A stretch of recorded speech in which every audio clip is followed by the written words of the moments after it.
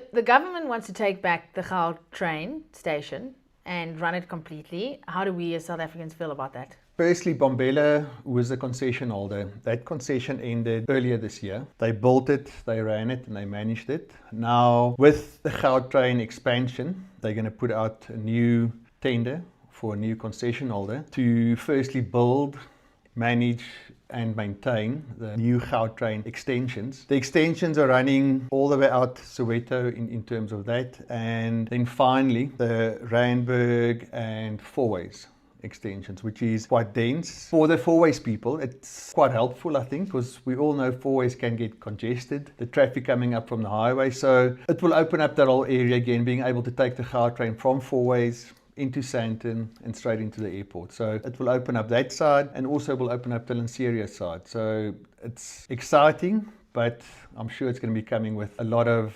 headaches that will come with it.